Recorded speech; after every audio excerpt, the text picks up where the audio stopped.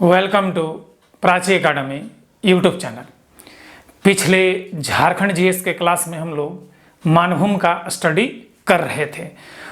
पिछले क्लास में आप लोगों को मैंने बताया कि मानभूम क्षेत्र का विस्तार किन किन क्षेत्रों में था, कितने जमींदार थे, कितने रजवाड़े थे, इस सब के बारे में डिटेल से जानकारी देखे थे।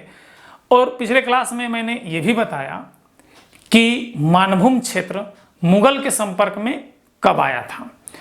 तो राजा मान सिंह जो है हमारा जब मेदिनीपुर जा रहे थे तो उसी समय मुगल के संपर्क में आया था।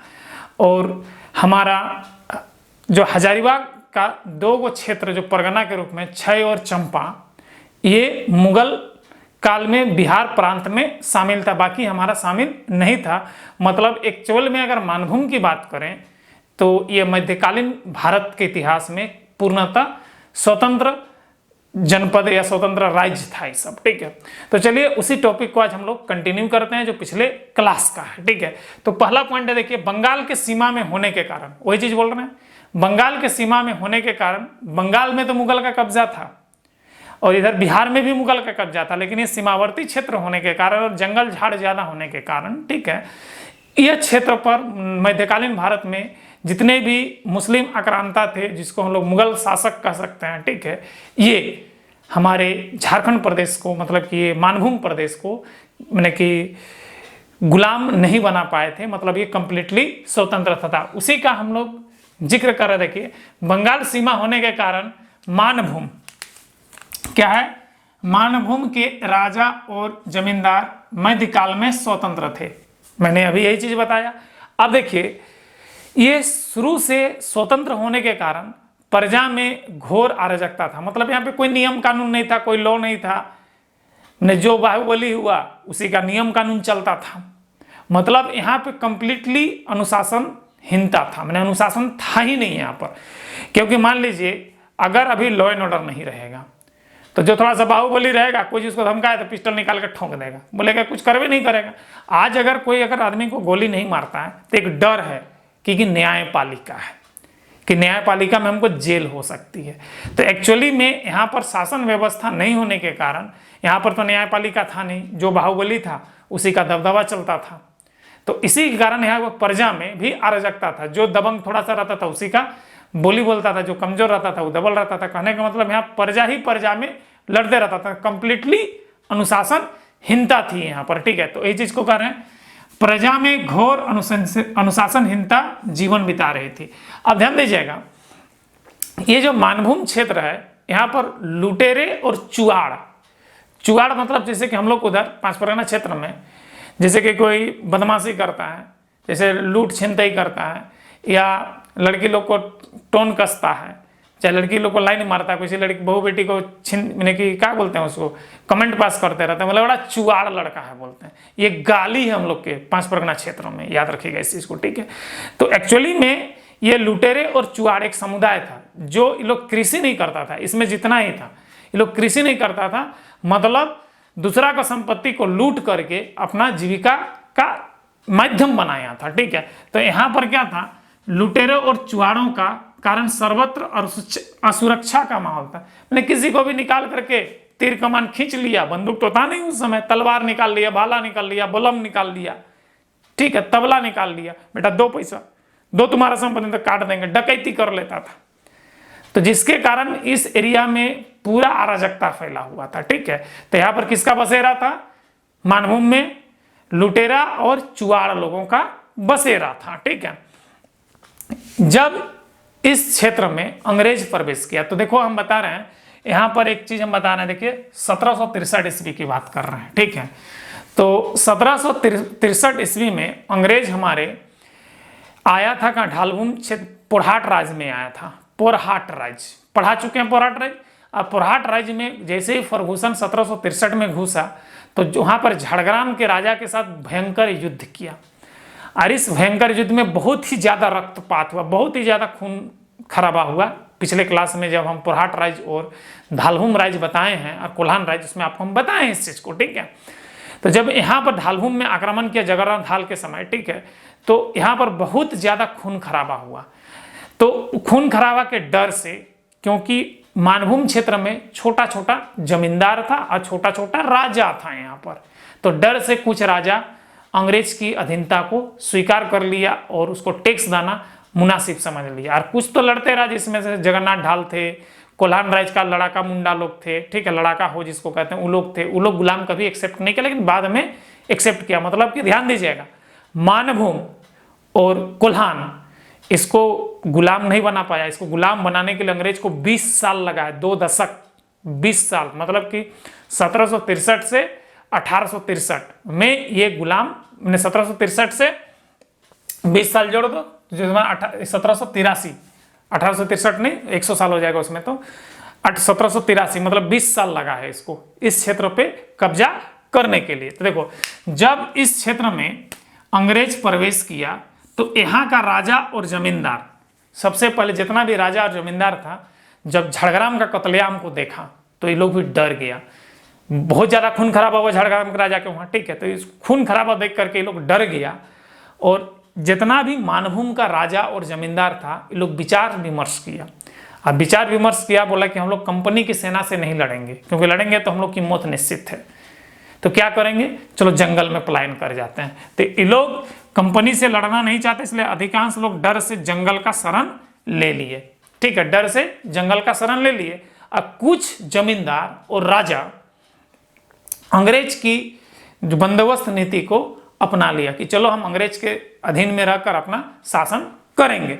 तो इसमें देखिए, कंपनी को लंबे समय तक इसका सामना करना पड़ा। किसका?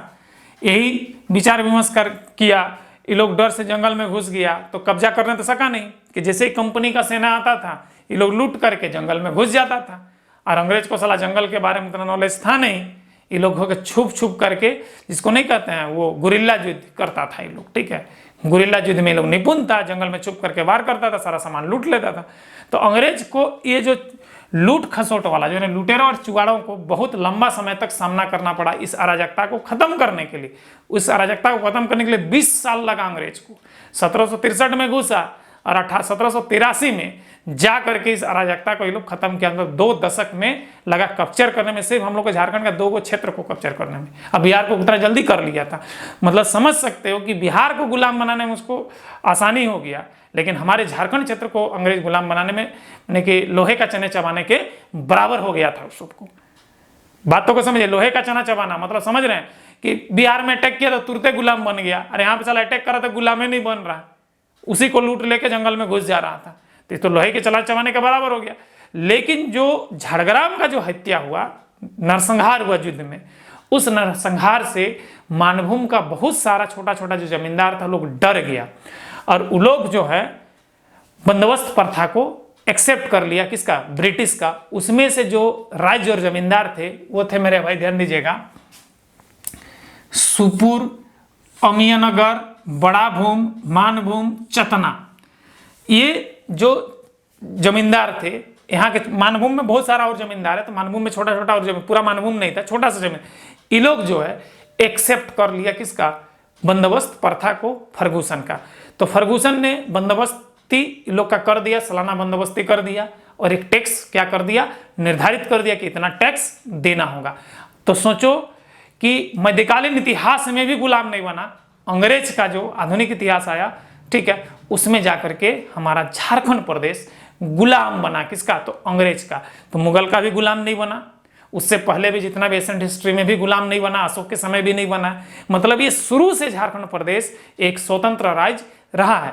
और कहते हैं कि जैसे कि आए दिन हमारे जब 1932 का खतियान का बात उठता है, ठीक है, तो आए दिन ये बात उठती है कि झारखंड से तो बिहार अलग हुआ है। मेरा ऐसा मानना है, ठीक है, बिहार को तो हर कोई गुलाम बनाया था, हर राजा गुलाम बनाया था। अगर ये शुरू से बिहार में था तो इसको गुलाम क्यों नहीं बनाने सका? मतलब ये बिहार और झारखंड का ये प्रदेश शुरू से ही अलग अलग राज्य था। ये जो मार्केट में बात चलती है कि बिहार और झारखंड एक ही था, ऐसा मानना है कि हिस्ट्री पढ़ने से ये पता चलता है कि बिहार एक अलग जनपद, अलग राज्य था। और ये मानभूम और ये जो है हमारा ये कोल्हान हो गया, पुरहाट हो गया, धालभूम हो गया, संथाल हो गया, ये एक अलग राज्य था।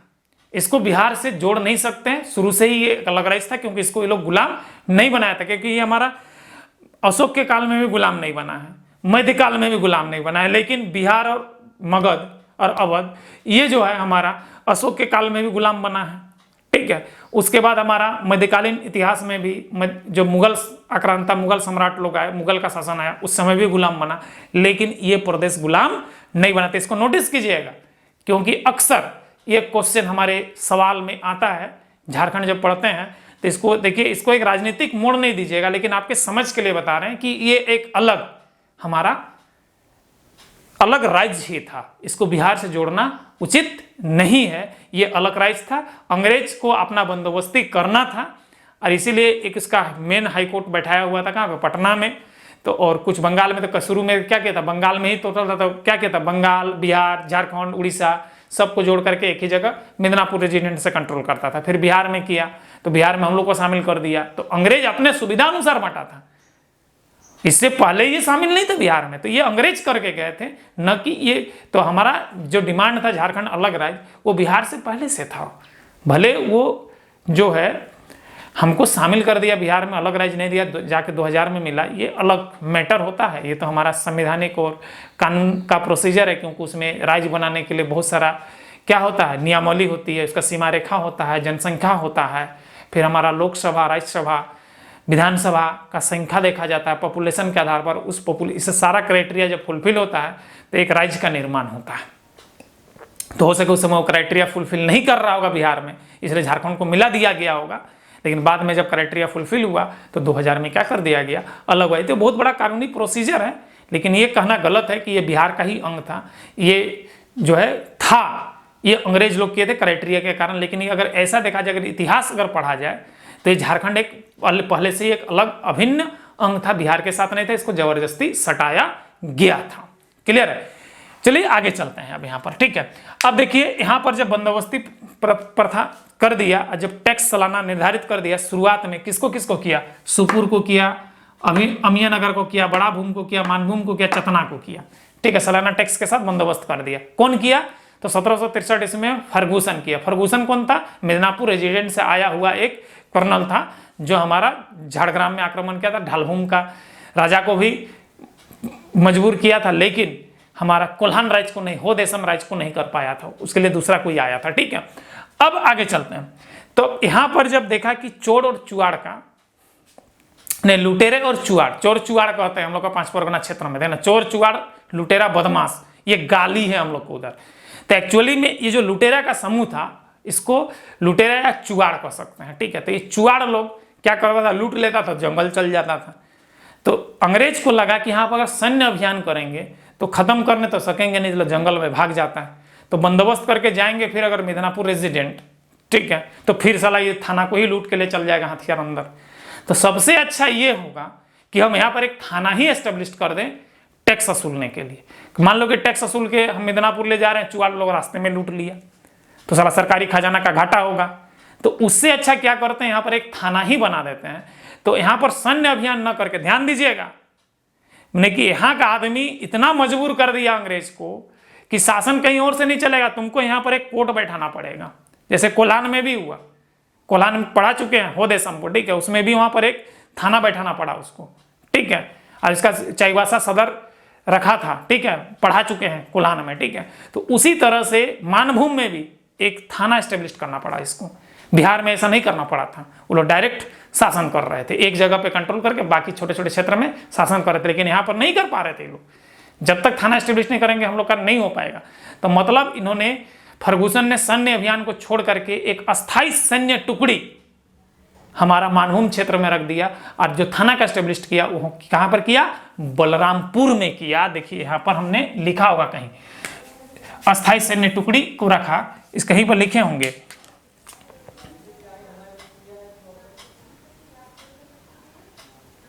देखिए, राजस्व वसूली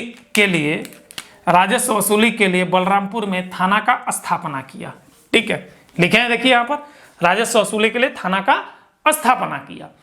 अब देखिए थाना का स्थापना हो जाने के बाद ये क्या हो गया, 1783-84 की बात कर रहे हैं, ठीक है। मेजर माने कि फर्गूसन चेंज हो गया, और उसके बाद नया आया एक मेजर क्राफोर्ड, ठीक है, मेजर क्राफोर्ड, ठीक है, ये देखिए 1783-84 में। तो झल्दा के राजा मंगल सिंह, झल्दा के राजा मंगल सिंह, याद रखिएगा ये बहुत ही टर्निंग पॉइंट है कि एक तरह से कहा जाए तो चुआड़ लोग का ये लीडर हुआ करता था, ठीक है। जितने भी चुआड़ और लुटेरा का क्या होता था, लीडर था, इसको राजा बना दिया था तो जो मंगल सिंह था, ठीक है। और यही आतंक मचाता था, ये लुटेरा का समूह का कंट्रोल करता था, ठीक है। मतलब 1783-84 में मेजर क्रॉफोर्ड द्वारा झल्दा के राजा, ठीक है, को गिरफ्तार किया और इसको जेल में डाल दिया। कौन सा जेल में? मिदनापुर रेजिडेंट जेल में डाल दिया। और ये जो झरिया पे आक्रमण करते थे, ठीक है, झरिया मैंने कि शुरू से ही खनिज संपदा से लेस था और यहाँ पे बहुत सारा चीज था, खनिज उपस्थित है, आज भी है। हमारा कोयला का सबसे बड़ा भंडार हमारा झरिया ही है। झरिया में कोयला का विश्व का सबसे मोटा परत का कोयला हमारा झरिया में ही मिलता है। झरिया में जो कोयला पाया जाता है वो हमारा बिटुमिनस प्रकार का कोयला होता है, ठीक है, जो हमारा खास करके कुकिंग कोल के रूप में यूज होता है। और ये बहुत ही मोटा लेयर का कोयला का मिलता है। तो शुरू से ही खनिज संपदा से क्या था, संपन्न प्रदेश था झरिया हमारा, ठीक है। तो झरिया पर ये आतंक मचा के रखा था, लूटपाट मचा के रखा था, अंग्रेज को मैंने कि लोहे का चना चबाने के बराबर कर दिया था। मतलब बहुत अंग्रेज को परेशान करके रखा था। कौन? मंगल सिंह, जो झल्दा का राजा था। तो मेजर क्रॉफोर्ड ने एक दिन क्या किया कि राजा मंगल सिंह को, जो झल्दा का था, उसको गिरफ्तार कर लिया था, उसको मिदनापुर रेजिडेंट जेल में डाल दिया। डालने के बाद लूटपाट यहाँ पर क्या हो गया, कमजोर पड़ गया और झरिया में शांति बहाल हुआ। साथ ही साथ जब ये राजा जब को जेल में डाल दिया तो यहाँ पे जितने भी वो छोटे छोटे राजा थे, ये लोग बंदोबस्त प्रथा को क्या कर लिए, एक्सेप्ट कर लिए कि चलो हम कंपनी के अधीन में रहकर हम अपना शासन करेंगे, जमींदारी करेंगे। चाहे राजा लोग था तो राज चलाएंगे, जमींदार लोग था तो जमीन खेती करवाएंगे, और ऐसे चलने लगा। और 1783-84 में पूर्ण रूपेण मानभूम क्षेत्र हमारा क्या हो गया, कंपनी के अधीन हो गया। 1783 उसके बाद तो कई साल के बाद 50 हो गया इधर, और इधर तुम्हारा 15 साल, तो 57 + 15 तो 50 और 10 60 और 70 72 वर्ष बाद तो क्या हो गया हमारा, ब्रिटिश क्या बोलते हैं, 1857 का सिपाही विद्रोह हो गया। तो विद्रोह में यहाँ पर भी इसका बहुत बड़ा रोल रहा है चुआड़ लोग का भी, आगे चल के पढ़ेंगे चुआड़ विद्रोह, ठीक है। तो यहाँ पर हमारा ये हो गया। तो भाई एक चीज बताओ, ये जो मानभूमि में जो एक राजा था, वंश था, राजवंश था, उसका कहते हैं मानवंश। जो मानभूमि का सबसे प्रचलित राजवंश था, उस राजवंश का नाम है मानवंश। और उसके बाद जमींदार लोग था, छोटा छोटा राजा था जिसका लिखित प्रमाण उतना नहीं मिलता है। और जो ये मान वंश जो था, इसका जो फैलाव था, ये हजारीबाग और धनबाद के क्षेत्र में था, जिसमें हमारा पुरलिया भी आ जाएगा थोड़ा सा, ठीक है, पिंडा जोरा आ जाएगा, झल्दा आ जाएगा, ठीक है, फिर हमारा पाड़ा आ जाएगा, फिर हमारा हेसला आ जाएगा, तुलीन आ जाएगा, ठीक है, बलरामपुर आ जाएगा, ईचागढ़ आ जाएगा। तो ये मानभूम क्षेत्र में आता है। तो यहाँ का राजा था एक जो कंट्रोल करता था, जिसका नाम था हमारा मानवंश। तो मानवंश जो था, तो इसका राजा लोग का उल्लिखित प्रमाण नहीं मिलता है, लेकिन कुछ कुछ शिलालेख से ये पता चलता है कि यहाँ पर एक क्या था, राजवंश था। तो ये जो शिलालेख है, तो पहला शिलालेख जो मिलता है, ठीक है, वो 8वीं शताब्दी का दूध पानी शिलालेख, 8वीं शताब्दी का दूध पानी शिलालेख। तो ये जो दूध पानी शिलालेख है, ये हजारीबाग से प्राप्त हुआ है। और ये दूध पानी एक स्थल का नाम है, हजारीबाग के सामने दूध पानी स्थल है, वहां पर एक शिलालेख मिला है। उस शिलालेख में मानभूमि के मानवंश का जिक्र मिलता है। उसके बाद हमारा 14वीं शताब्दी के गोविंदपुर का शिलालेख, एक 14वीं शताब्दी में भी, मतलब 8वीं से 14वीं, देख लीजिए बहुत लंबा शासन है। तो 14वीं शताब्दी का शिलालेख जो हमारा गोविंदपुर से मिला है, जो धनबाद के निकट है गोविंदपुर, ठीक है, बरबट्टा गोविंदपुर बोलते हैं हम लोग, ठीक है, गोविंदपुर जो है, ठीक है। तो गोविंदपुर में का जो शिलालेख है, जो धनबाद में है, इसमें भी हमारा मानवंश का जिक्र मिलता है। साथ ही साथ जो है हमारा 10वीं शताब्दी में एक कवि था गंगाधर, 10वीं सदी में एक कवि था कौन, गंगाधर। इसके पुस्तक में भी हमारा मानवंश का जिक्र मिलता है। तो आपसे ही पूछता है कि मानवंश का जिक्र कहाँ कहाँ पर मिलता है। तो पहला क्या है, 8वीं शताब्दी का दूधपानी शिलालेख, 14वीं शताब्दी का गोविंदपुर शिलालेख, और 10वीं शताब्दी का कवि गंगाधर द्वारा लिखित पुस्तक में ठीक है। तो इतना जगह पर हमारा मान वंश का क्या है, हमारा उल्लेख मिलता है। मानभूम में एक राजवंश था जिसका नाम क्या था, मान वंश था।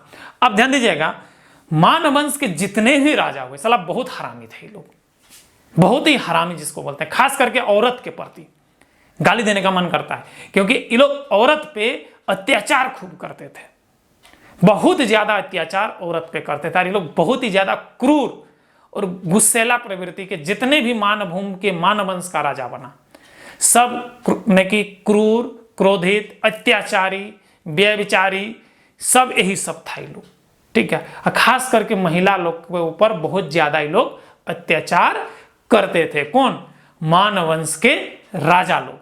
अब इन लोग के अत्याचार से त्रस्त होकर यहाँ पे एक आदिवासी जनजाति रहती थी जिसका नाम था सवर जनजाति, ठीक है। ये जो सवर जनजाति था, ये लोग का अत्याचार से रिजिड होकर, क्योंकि लोग का बहू बेटी पे बहुत ज्यादा अत्याचार करता था ये लोग, एकदम रिजिड होकर लास्ट में मानभूम क्षेत्र को छोड़ दिया और ये लोग कहाँ चला गया, पंचेत चला गया। तो अगला पार्ट जो हम पढ़ाएंगे पंचेत राज्य पढ़ाएंगे आप लोग को, ठीक है। तो पंचेत राज्य कैसे बना, तो सवर जनजाति से बना है। किससे बना है, सवर जनजाति से बना है।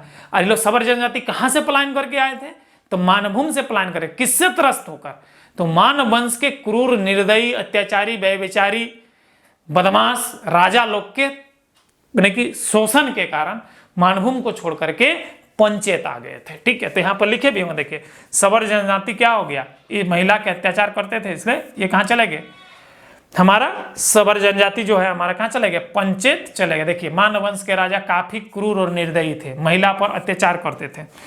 अब ध्यान दीजिएगा, उसके बाद यहाँ पर एक और जनजाति था जिसका नाम था भूमिज जनजाति। क्या नाम था, भूमिज जनजाति। अब सबर तो चले गए, अब बच गया भूमिज। तो भूमिज पे अत्याचार बढ़ गया, तो भूमिज तो जाएगा नहीं, थोड़ा सा लड़ाका प्रवृत्ति का ये लोग भी था। ये लोग चुआड़ कहलाता है, ठीक है। जो कुछ जंगल में रहता था चुआड़, जो गांव में रहता था उसको भूमिज कहते थे, ठीक है, जनरली। तो ये लोग पहले से ही क्रूर था, ये लोग भी क्रूर था। तो बोला सर अपना घर छोड़ के कैसे जाएंगे यार, वो क्रूर ही कर रहा है। तो ये लोग एक आंदोलन चलाया, किसके, मान वंश के राजा के खिलाफ, ठीक है। और वो आंदोलन था हमारा स्थानीय स्वराज आंदोलन।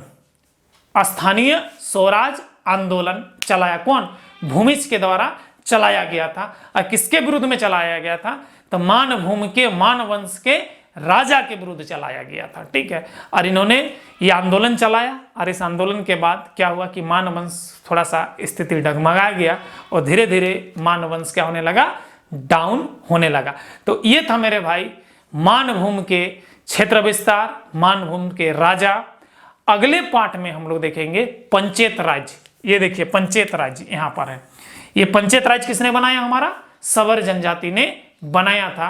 और पंचेत पर एक किला बनाया था, एक किला बनाया था मुगल शासक, ठीक है, मुगल सेनापति जिसका नाम था मान सिंह। और वही रास्ते में जाते समय क्या था, तेलकुप्पी का मंदिर का भी जीर्णोद्धार किया था। पर्रा का जो पर्रा था उसका भी मंदिर का जीर्णोद्धार किया था। साथ ही साथ पंचेत में एक किला का भी निर्माण हमारा मान सिंह ने कराया था। मान सिंह कौन था, योद्धा का चचेरा भाई था, ठीक है, और मुगल का सेनापति था।